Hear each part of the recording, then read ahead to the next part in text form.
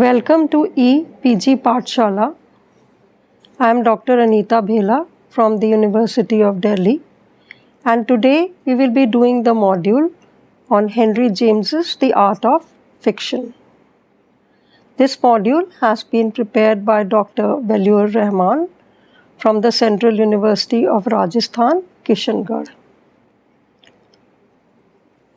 This module will be elucidating Henry James's The Art of Fiction, and we will also be discussing Henry James's reaction to Walter Besant's essay, The Art of Fiction. In fact, his essay was written almost like a rejoinder to Walter Besant's The Art of Fiction. Henry James, born in 1843, died in 1916, was a British-American novelist and critic. He remained an artistic realist till the end of his writing career. His famous novels were published between 1901 and 1914, The Death of Victoria and the Beginning of World War I. Besides writing novels, Henry James, as literary critic, wrote many critical essays on writers and propagandists. Martha Nussbaum has rightly remarked, with reference to the ambassadors, he challenged the conception of rule-dominated moral reasoning. Of course, he is famous as a novelist, but he has written many works on criticism. Let us have a look at some of the works of criticism that he has written. French Poets and Novelists, published in 1878. Hawthorne, published in 1879. Henry James was in fact a great follower of Hawthorne and has greatly appreciated him and has written a lot about him too. Partial Portraits, 1888. Essays in London and Elsewhere, 1893. And Notes on Novelists in 1914. His Views and Reviews, 1908, contains early reviews, introductions, and pronouncements in letters. Some other critical notes, reviews, and episodes were published posthumously. And then we have Notes and Reviews and some other works. One critic has said that Henry James, to his mind, is by far the best American critic of the 19th century, who is brimful of ideas and critical concepts and has a well-defined theory and point of view which allow him to characterize sensitively and evaluate persuasively a wide range of writers, largely, of course, the French, English, and American novelists of his own time. All his life, he was acutely conscious of the low status and condition of English and American criticism and the need of a revival of criticism, especially of the novel. Henry James appreciated a number of authors. He appreciated Balzac, Maupassant, Alfonso, George Eliot, Prescott, Wells, Bennett, and many others for their artistic capacities to represent life. He was not an approval of many of these movements that had started and that were going on during his times, like aestheticism, art for art's sakes, and he ridiculed A.C. Swinburne, Walter Pater, and Oscar Wilde for their literature because he felt that they had made a futile attempt and it resulted in failure of art to represent life in its true account. He praised the concept of the new novel for its actual connection with the realities and the signs of life. In his Notes on Novelists with some other note, he asserts, "Art cannot imitate life.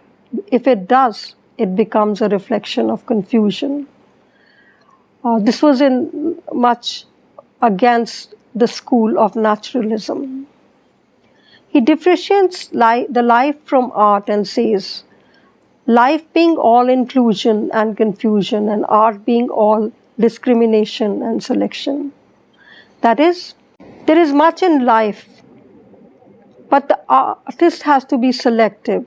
He has to discriminate, and therefore it cannot just represent life just as it is. He believes that art is a chemical process, the crucible or retort from which things emerge for a new function. That the artist, as an alchemist who renews something like the old dream of the secret of life. In the future of the novel, Essays on the Art of Fiction, James declares that literature is an objective, projected result. It is life that is the unconscious, the agitated, the struggling, floundering cause. And that a novel is, in its broadest definition, a personal, a direct impression of life. The province of art is all life, all feeling, all observation, all vision. It is all experience. That is, everything in life can form a part of the artist's vision. But he has to select according to what he thinks is significant for him.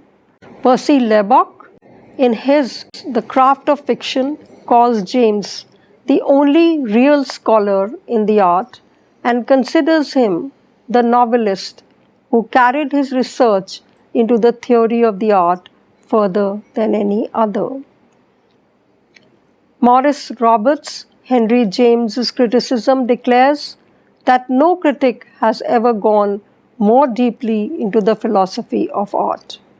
R.P. Blackmore appreciates James's prefaces to the New York edition of his novels as the most sustained and, I think, the most eloquent and original piece of literary criticism in existence. Henry James's critical essays established him as a canon whose theory of narrative technique, artistry, psychological realism are still echoing in postmodern novelistic discourses of Bakhtin, René, Jameson. In fact, Frederick Jameson has admired Henry James's concept of point of view as a historic act in relation to his interpretation of reification and commodification. As mentioned earlier, Henry James's essay, The Art of Fiction, was in a way a reaction to Walter Besant's essay, The Art of Fiction. When Walter Besant's essay, The Art of Fiction, was written,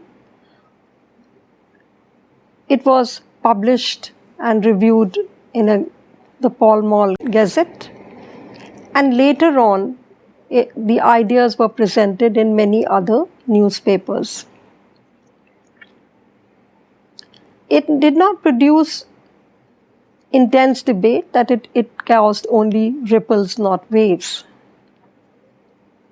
But Henry James saw an opportunity, and therefore he wrote his essay, The Art of Fiction, giving it the same name as that of Walter Besant's, in which he refutes some of the claims made by Walter Besant in his essay, The Art of Fiction.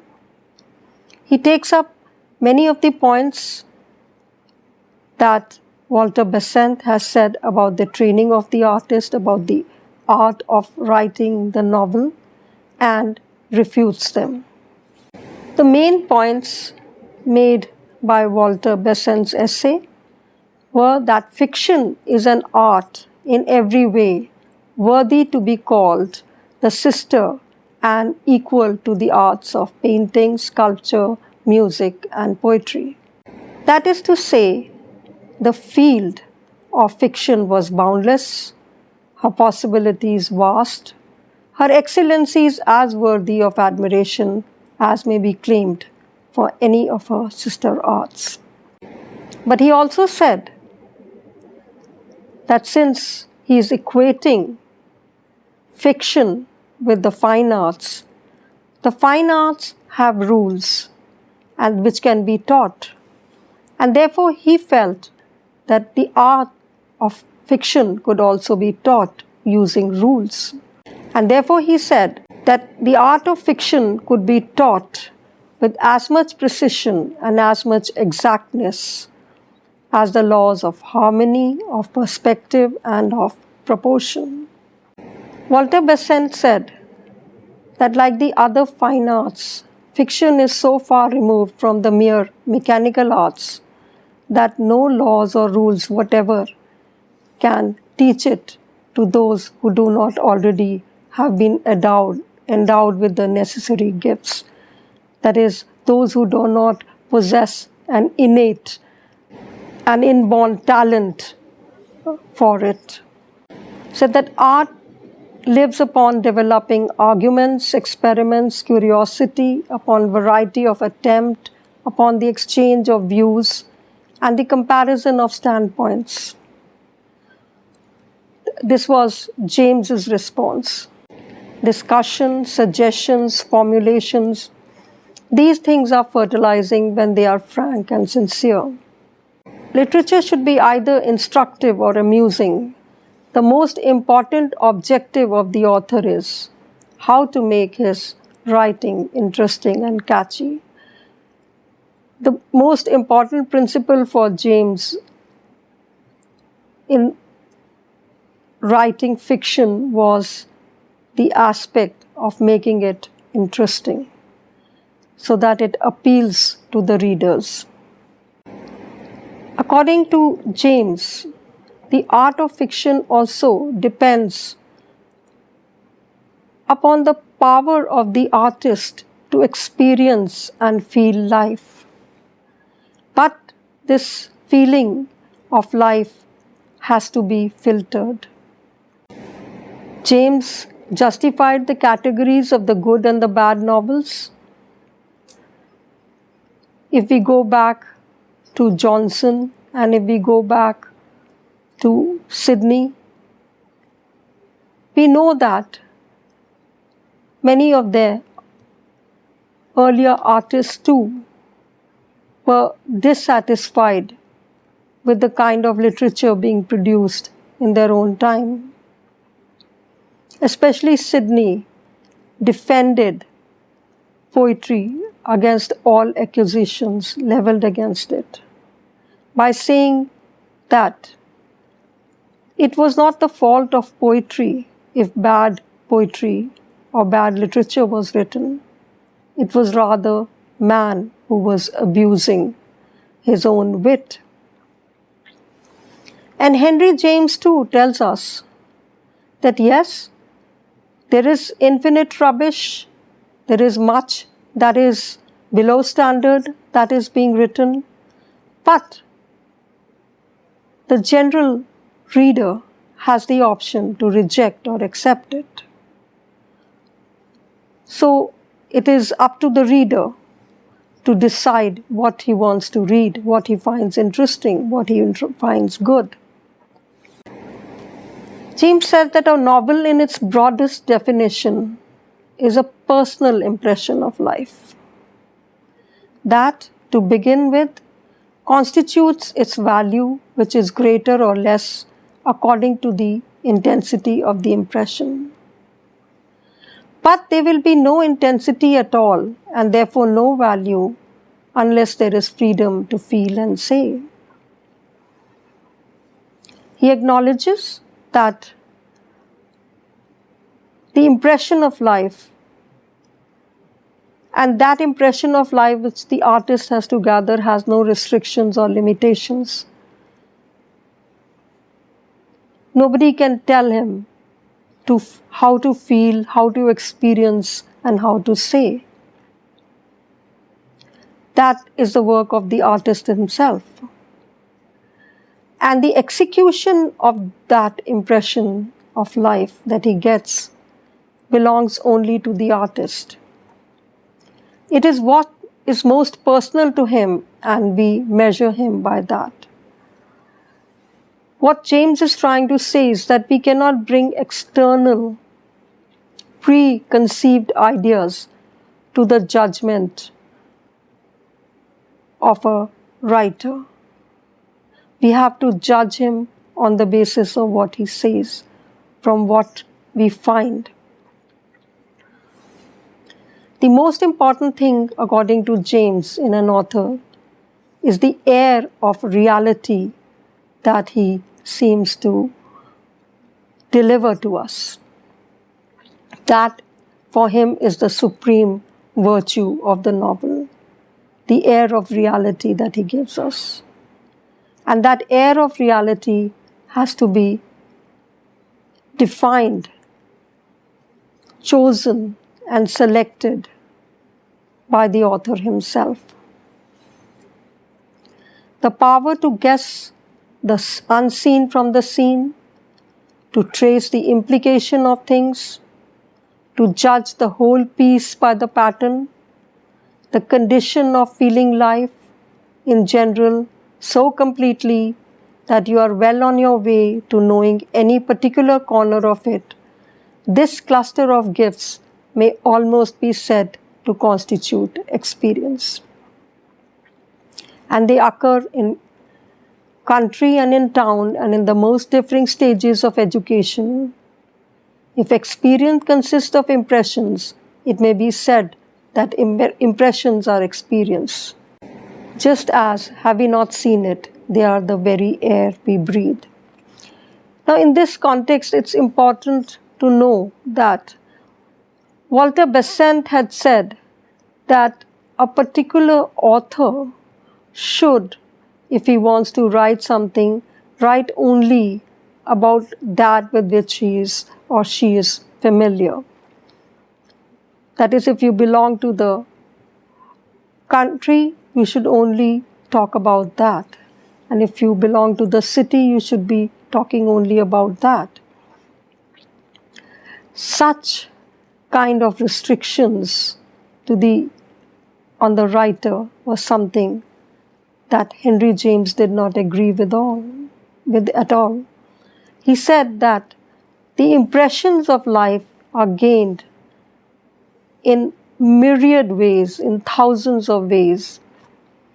You yourself must have experienced that your experience of life is not just confined to where you live or with whom you converse. You gain your experience in thousands of other ways, through your reading, through your watching, through knowing about the myths, the legends, the experiences of others. In fact, everything that goes on around you makes an impression of life on you. So how can that impression of life be restricted to a certain area or a certain field? That just is extremely limiting. Henry James also felt that you cannot make distinctions between character, incident, and say that this is more important or that is more important.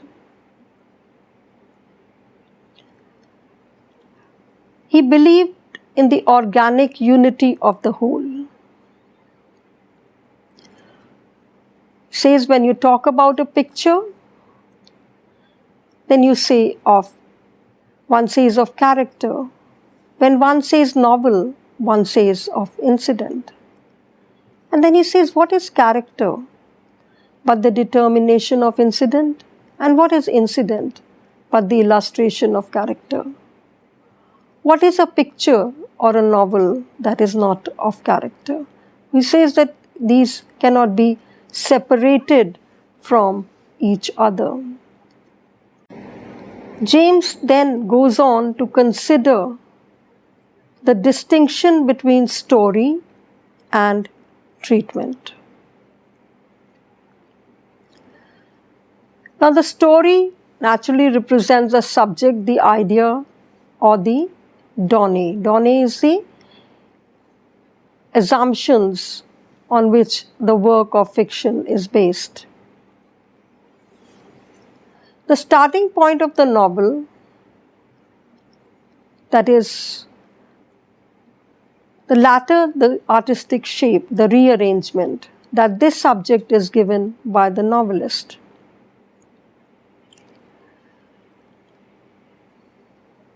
There is no school of thought which suggests, James argues, that a novel should be all treatment and no subject. Naturally, there has to be something to treat. Again, James emphasizes the idea of organic unity. That is, you cannot treat story and treatment as two separate things. The story will be permeated, informed, and animated by the idea. So that every word and every punctuation point contribute directly to the expression. In that proportion do we lose our sense of the story, being a blade which may be drawn more or less out of its sheath.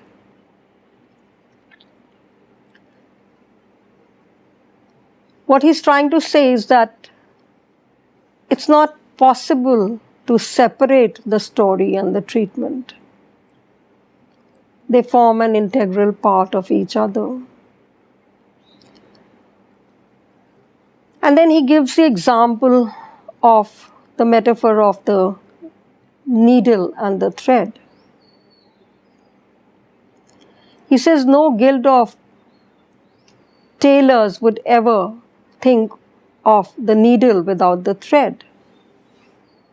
So similarly, it is not possible to think of the story and its treatment as two separate things.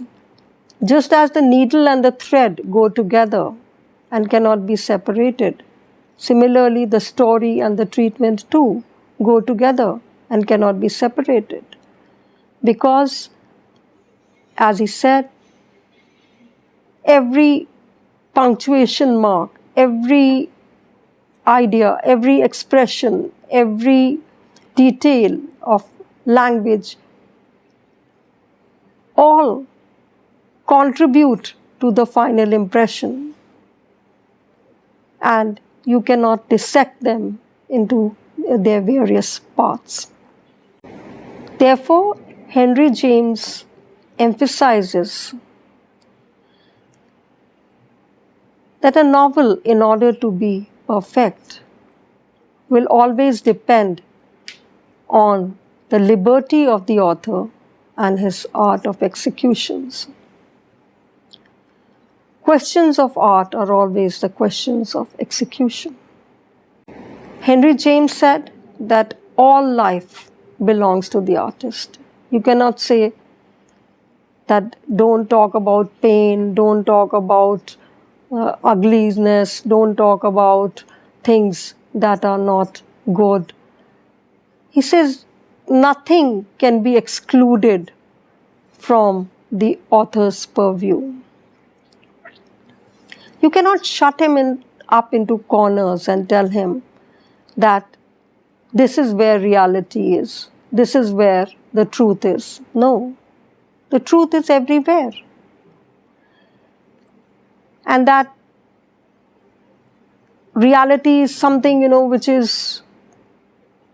which he has to make an effort to catch. It's something superfine and fleeting and turning away your head from the truth of things, and that there is no impression of life in it. He agrees with Besant that the art of rearranging is all important, but not exactly in the sense in which Besant seems to be expressing it. He says art is essentially selection. Yes, it is selection, he says. And this selection has to be typical, and it also has to be inclusive.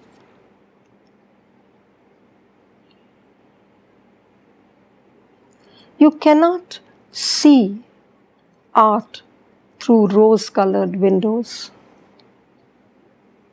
You cannot pick a bouquet for Mrs. Grundy.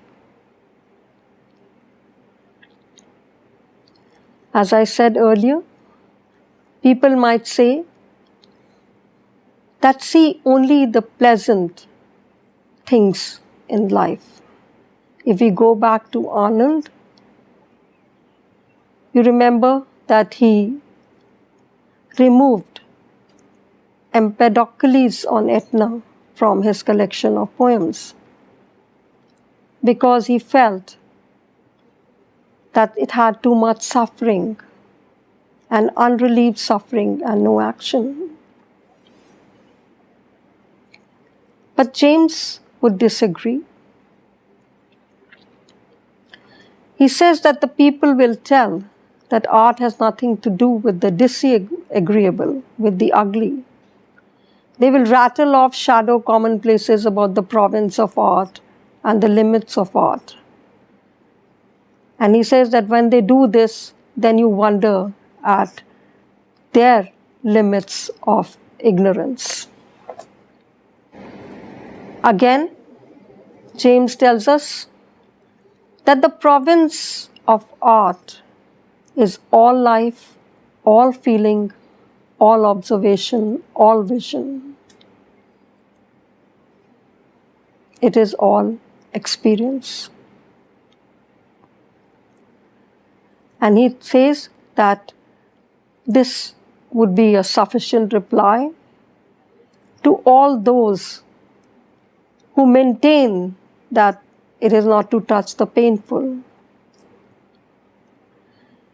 And in a very humorous way, he says that such type of people try to put in prohibitory inscriptions on the end of sticks, like they have in public gardens.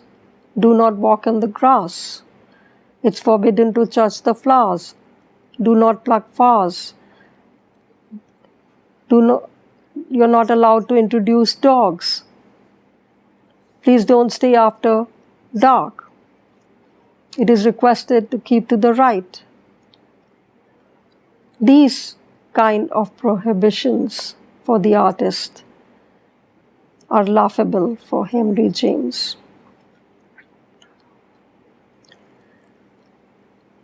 The artist is free to use any impression of life that he has, and he is not constrained to stick to any particular kinds. But of course, they must always be dealing with truth. Henry James tells us that the art of painting and art of fiction are two different genres of art, because the former, that is painting, is more scientific and destined than the other. He says art is not sufficient in itself. Artistry is neither a divine gift nor an inspired one. You remember that Walter Besant said that if you do not have that spark in you, then you cannot be an artist. Henry James feels that that is not true. He says art is the result of innumerable attempts, especially of fiction, with liberty of the author. The author's exercise of freedom helps him to write the interesting novel. An author cannot express all his experiences. And then he gives the comparison with the spider web. He says the artist's chamber of the mind is like that of the spider web, and the silken threads are spread all over. And it catches all the incidents that happen in his experience. Every particle of air of experience is captured in it. Besant talks about this selection as an art of the writer concerning the expression of story. whereas James thinks about the selection, which must be meshed up with the freedom of the author to select whatever he wants to make the novel interesting. He can select any typical sense of reality which enriches the subject of fiction. However, he clarifies that there is no reality which reflects society as it is. As we learned earlier, he said that it would only lead to confusion. He relates the art of selection to the selection of the air of reality, from the immensity of reality to pictorial description of the unseen in the scene, the personal impression of life, and not all of experience. Thus, art is essentially selection, but this selection should be typical and inclusive.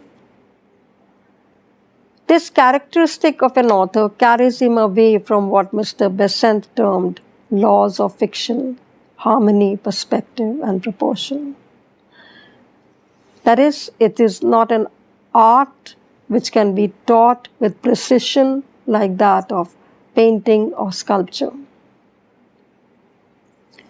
James also dissolved the classical distinction between the novel of character and the novel of incident. And he adores what he calls interesting novel. And he says that all these distinctions that exist are made only for the purpose of convenience, but cannot work when there is talk of the theory of fiction. This division is made between romance and novel. He relates this idea to the term romance, interpreting it as an interesting element in the novels, and therefore he approves and appreciates Stevenson's The Treasure Island. To repeat, the story is an idea that needs a form called the novel. The story is not the soul of novel, but presentation of the story is the soul of artistry of a novel. Henry James defines plot in connection with character. He says, as we have done earlier, what is character but the determination of incident? What is incident but the illustration of character? Next comes the idea of the question of morality. Does the writer of fiction have to have a conscious moral purpose? Is it his duty to moralize or preach to the readers? He says that the only duty and purpose of the author is to make the story interesting and to expose the truth embedded in the so-called truths. How can this be possible? This can be possible only when the author has the liberty to be free for any kinds of thoughts. He says that the art of fiction is related to the execution of fiction, how the writer presents his air of reality. As said earlier, the questions of art are the questions of execution. It is not concerned with issues either moral or immoral. There cannot be any restrictions on the freedom of the art. He cannot be confined to any narrow province. He cannot see art with rose-colored spectacles. He has to see life and experience all aspects of life. We cannot give the artist, the writer of fiction, as any direction as to what to see, hear, and what to write. Thus, there are no limits to the subject matter of the artist. The representation of consciousness has to be the central concern of critical discussion and evaluation. And this idea of James seems to be visionary, because he seems to have set the trail for the narrative innovations to come from writers like James Joyce, Virginia Woolf, and William Faulkner, who followed no rules and dealt with the human consciousness in different ways. We know that Henry James was a very famous novelist, but as we have said and studied, he was also a critic. And the art of fiction does not present a complete overview of James's thinking about the novel. In fact, if we take everything together, then he seems to constitute the invention of the discipline of narrative theory. However, a notable omission here is any discussion of the point of view. And this was one of his important, very important contributions to narrative analysis. However, his views on the point of view developed later in some of the prefaces that he wrote to some of the New York editions of his novels. We know that Henry James's essay, The Art of Fiction, was written as a rejoinder to Walter Besant's essay, The Art of Fiction. James disagreed with many of the ideas expressed by Walter Besant. James tells us that the art of fiction is not akin to the fine arts of painting, sculpture, and music, as Walter Besant would have us believe, and cannot be taught in the way in which the other fine arts can be taught. James also emphasizes the freedom of the artist to experience all life. He says the freedom of the writer of fiction cannot be curtailed. He cannot be given directions. He cannot be told to experience this or that, or to present this experience and exclude that. He cannot be told to look through life through rose-colored spectacles. All that James demands of the novel is that it be interesting. James tells us that there are good and bad novels, and the reader should select that which he finds interesting. James also tells us that a work of fiction is an integral whole. It has an organic unity. Just as Aristotle talked about the organic unity of a work of tragedy. He says that we cannot separate the story and the treatment. They are integral to each other. He tells us that the artist's art lies in his execution of what impressions of life he has. For more details, refer to the e-text. Thank you.